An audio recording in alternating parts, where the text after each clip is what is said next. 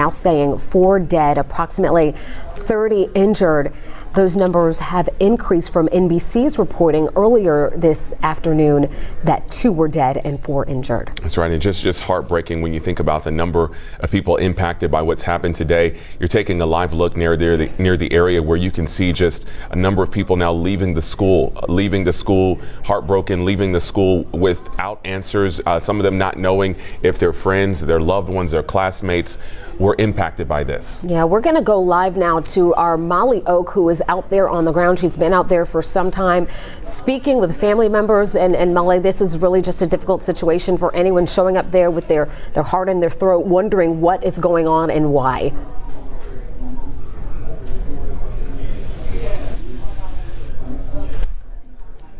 First time that I checked in with you all, that the only thing that rivals the amount of law enforcement here on scene is just the amount of loved ones that are trying to get there. I want to step aside so you can see a helicopter air evacuation life team, it looks like it says on the side, is lifting off here from the scene again as we work to figure out more details of all that's happening here. The GBI has told us that this is not only a local investigation but also federal and state investigation. I want to go back to what I was saying earlier though, just the amount of parents we've seen. We've had people, neighbors, friends of family members tell us that they parked their car, had to walk 2 miles, 3 miles just to get to the school, just to try to lay some eyes on their loved ones, to know that they're okay. I mean, just off camera, I can't tell you the amount of hugs I've shared with people when they've told me that they found out that their child is okay, that their grandchild is okay, that their neighbor's child is okay. So when you talk about the impact that this type of event has on not only a school but also just the community, we've seen neighbors stepping in because they may be 30 minutes closer than a parent to come and rush over here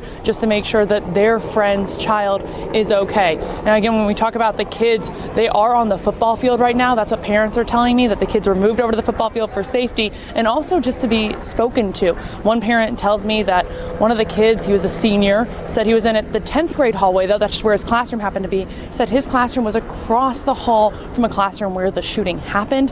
She says that while she was able to see him and talk with him for a little bit, make sure he was okay physically, she said mentally he's pretty shaken up, but she did say that he heard that gunfire, and she said now the GBI is interviewing students, so it may be a couple of hours before parents can physically take those students and then bring them home to safety, which is a different level of safety than being at a school where something like this just happened. It's to have that kid home with you and in your arms. That's a sentiment that we're hearing over and over again, not just to hear your child being safe, but also being able to physically see them and hold them. We want to get to some sound from people to better describe what's been happening out here.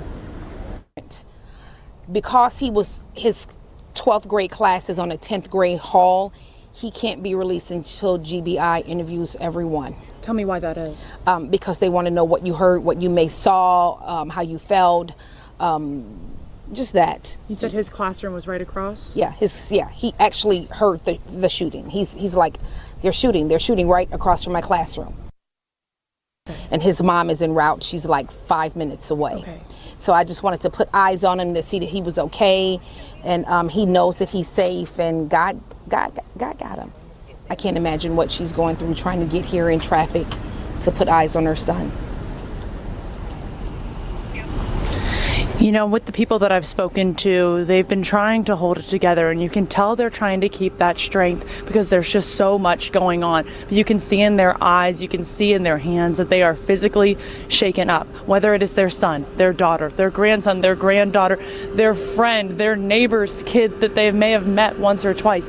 This is an emotional time out here, and you're really seeing the entire community pull together. You're seeing the community pull together. You're seeing law enforcement from multiple agencies pull together. Again, we're talking local, state, and federal. I mean, just standing here, we're seeing Henry County Sheriff's Office. I'm seeing City of Monroe Police. I'm seeing Walton County Fire Rescue. I'm seeing GBI. We're seeing GSP. I see Gwinnett County Sheriff has set up a command center. So there's just sheriff, police, law enforcement from counties across the state coming in to help and try to hold this community together during so much devastation. Guys. And you can understand why Molly Oak Live Force there, talking with parents, talking with a neighbor of one of the students who heard what happened. She mentioned in the 10th grade hallway, that student among many right now who are still at the school being interviewed by the GBI, asking what they heard, what they saw. You can see from this shot from earlier, just the sheer number of students. I believe the school is home to some 1,900 students. Many of them have now gone home with their parents or been allowed to leave. Others, again, staying behind as this investigation, we know, is still very much fluid and active. And these are the stories that we're starting to hear now. Earlier in the day, I was watching our coverage from home, and I heard another loved one that Molly spoke with saying that one student was near the principal, and the principal just told them to run and don't look back. That is something that is unimaginable to hear, that your student had to be told, that your student heard gunshots across the hall. And we know right now that, as you would imagine, so many family and friends are working to get to that school. Molly telling us just now that people are walking for miles to make it to the school, to reach their young students here at this high school.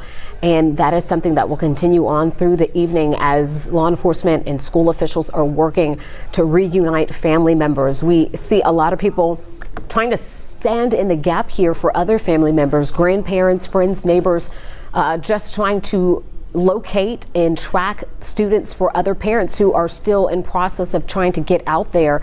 And so even in the midst of this, we do see so many aspects of the community coming together, along with so many various municipalities and law enforcement agencies coming together to try and help aid in the response to this shooting. Because it's so hot outside, a lot of parents are really having a hard time with the heat. So some of the ambulances you're seeing are to help some of the parents that really are out here in the heat.